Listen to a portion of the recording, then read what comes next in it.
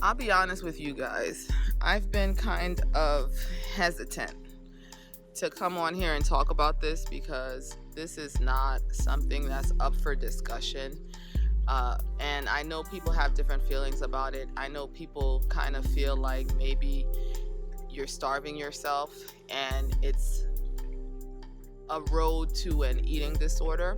But you guys have been with me all along with my journey to try to figure out what's going on with my digestive system. You guys, if you've been here for a few years, you know a few years ago I did the Tupler technique because my stomach was so big and bloated, and I discovered that I had a diastasis recti, which is a separation that a lot of women get in their pelvic region after having babies. It naturally separates, but for some women it separates even more, and then it doesn't want to come together, and so there's nothing to kind of hold your stomach in. And I discovered that I did have a separation, and I managed to close the separation, but I noticed that I didn't have a flat stomach after that. Like, I had my closed separation, but I continued to have that situation where I would wake up in the morning with a flat stomach, but as the day progressed, as I ate, I would get really bloated, and along with the bloating came not really fitting my clothes well. I had a body image problem because of that, but even more important than that, I experienced a lot of sluggishness throughout the day, not being able to get through the day. That turned into me drinking lattes to try to kind of keep me awake and keep me going throughout the day, which turned into me putting on 25 pounds, which challenged my knees. And honestly, the problems with my diet started to affect my life in ways that I really felt like I could have a better quality of life. So, just trying to search and try to find and try to figure out what I could really do led to me changing my diet, abandoning a lot of grains and really paring it down mostly to just being able to eat rice as far as grains go. And I sort of treated things like bread and things with gluten and things like quinoa. I can't eat quinoa at all. Oats.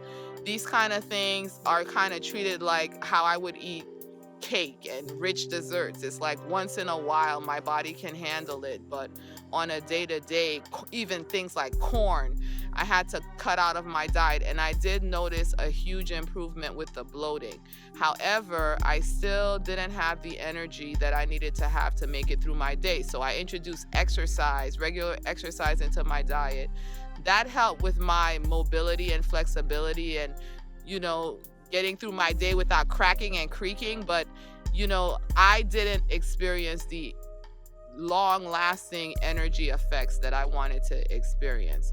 And so it really wasn't until I was watching videos and reading articles and doing research that I heard about intermittent fasting. And I went on my 21-day fast in January, which is naturally a situation where I drop all snacks. The fast starts with, us knowing that we're not going to be snacking. There's no sugar in our diets during the fast, but we start with, you drop one meal the first week, second week you drop 2 meals, third week you drop 3 meals.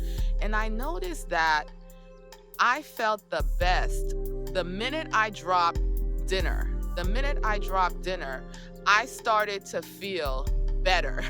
I started to feel more energy. And this happens to me every single year. I always feel amazing during this fast. I mean, except for the last stint where you're not eating.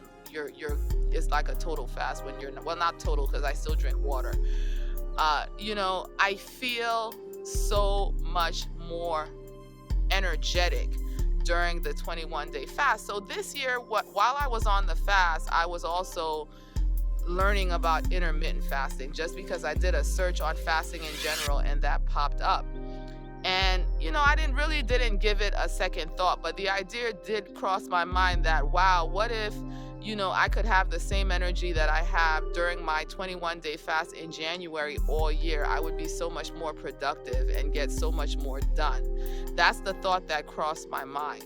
But this year, when the 21-day fast ended and I had heard about intermittent fasting, and please Google that if you don't know what it is. There are a number of ways to do it and that people do it. But the idea is that, you know, the frequency of eating is not necessarily beneficial to our bodies. The frequency with which we eat in the American diet is not necessarily beneficial to our bodies. That's the idea behind it, and that a lot of regenerative things happen when your body is in a fasted state, and that, you know, a certain number of hours in that fasted state is beneficial to our bodies. But for me, what I've learned is that my body just needs a little bit more time to break down the food that I'm eating, and that I was just moving too quickly into my next meal. And, you know, and I also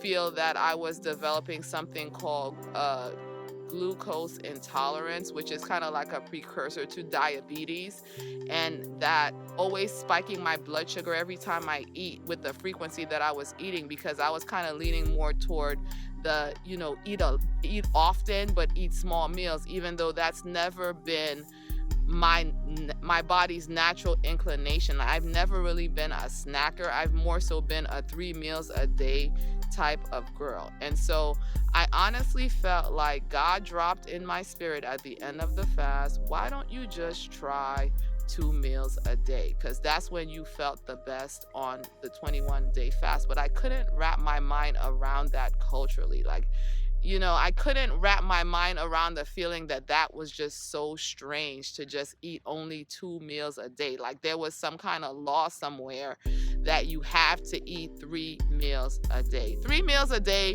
is probably what I've always been most comfortable with. I really struggled during pregnancy because my body demanded that I eat more, and I'm just not a snacker. I'm just not hungry. I got other stuff to do, but then to sit around, you know, eating all the time. And so, you know, 3 meals a day plus 2 snacks is something that I have mechanically forced myself to do. So the idea of just doing 3 meals was okay, but the idea of just doing 2 meals seemed kind of weird to me.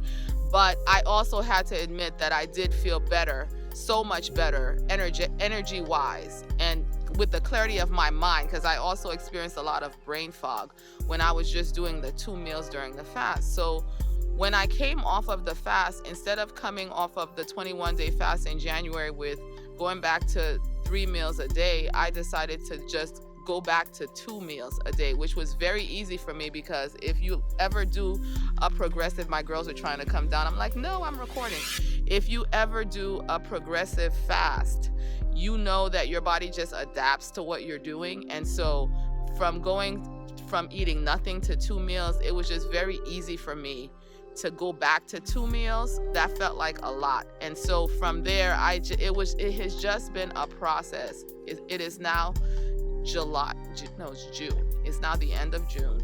It has been a true process for me to figure out what my eating window should be, where I should put those 2 meals for it to make sense. And there have been pros and there have been cons of this whole entire process.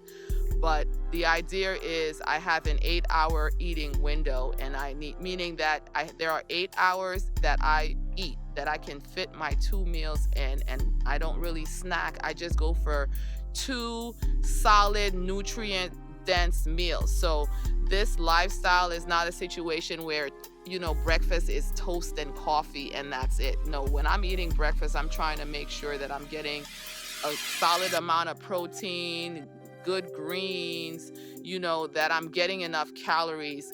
These are 2 packed meals that I've been doing. And you guys, naturally, the extra weight that I had on my body fell off. I have so much more energy. You know, I tried a number of things. I tried doing breakfast at breakfast time, like, you know, like 7 o'clock in the morning, and then eating lunch at like 12 or 1 o'clock. That didn't really work for me because I felt like, you know, I felt hungry, to be honest with you. And mentally, it was just such a long stretch of time between lunch and my next meal the next day, breakfast. And so, you know, I tried then I tried lunch and dinner, and that didn't really work well for me at all because I go to bed relatively early. And so, as I said, my body needs a longer amount of time to digest. And I just don't like going to sleep with a meal still. My body's still working on a meal. I have to give myself enough hours for that food to get through my system. And so what works for me is, I'll eat breakfast later, like between 9 and 10, I'll have breakfast. And then I'll have my next meal, like more around 3 o'clock. And I drink lots and lots of water as well. And I take multivitamins and I take probiotics and I eat food like kimchi that are rich in probiotics and drink apple cider vinegar in my water. And so my whole entire lifestyle and food choices that I've been trying to make is also in an effort to heal my gut, which I feel is the root issue in all of this and all the food sensitivities. I just feel that over the years, my gut has been compromised. I've had times in my life where I've struggled with, with illnesses which resulted in me, or not really illnesses, like not, like I'm talking stuff like, some kind of, virus or whatever that has caused me to be on antibiotics for a prolonged amount of time. And, and just eating the refined, American diet and having too much sugar in my diet, all these things I feel have contributed to compromising my gut. So while I'm doing this intermittent fasting thing, and please look it up because this is not a comprehensive video on what that is. So before you comment down below about what you think about intermittent fasting, make sure you go and you research what it actually is and what the benefits of it are. But, with that, I'm doing that in an effort to manage my sugar and my hormones also, which are affected. That's another thing. My face has broken out because one of the cons of intermittent fasting is it doesn't always fall in the schedule of what my family is doing, events that are going on in my life. Right now I'm on vacation and I had to figure out what I was going to do with meals. And when I come in and out of it, and my sugar is shaken up a little bit, I notice that it affects my skin. And so, this is a breakout that I'm managing from coming off and on, or not eating the right things that I know have this kind of effect on my skin. Dairy, ice cream, having ice cream. I'm on vacation, having ice cream, having more bread and things like that has caused me to break out. And so I don't think I have perfectly arrived at exactly how I want to tweak all of this, but I think I'm definitely in the most comfortable place I've been since I've been trying to figure this out in January. I still have to figure out what I'm going to do when I come out of my day-to-day routine and I'm on vacation, or a party comes up, or I'm eating out or whatever. These things happen to everybody that has to alter their diet.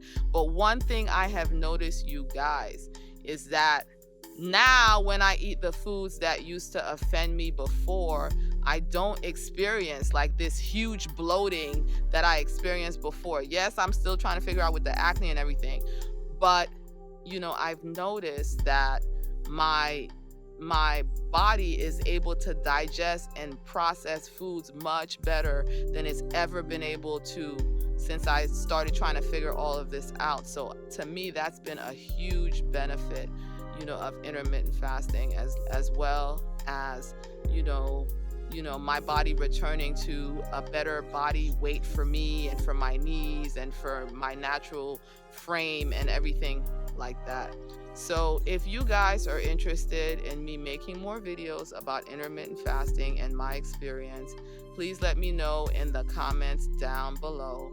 And that's all I have for you guys. So don't forget to like, don't forget to share, please comment and interact with me. Let me know what your thoughts and your ideas are. I'm very active on Instagram, so I didn't do video recording of graduation and things like that, but there were tons and tons and tons of pictures in real time on Instagram and on Facebook, and I'm Cherish My Daughter everywhere. So be sure to follow me if you're interested in things like that. Be blessed, you guys, and I'll see you in the next video.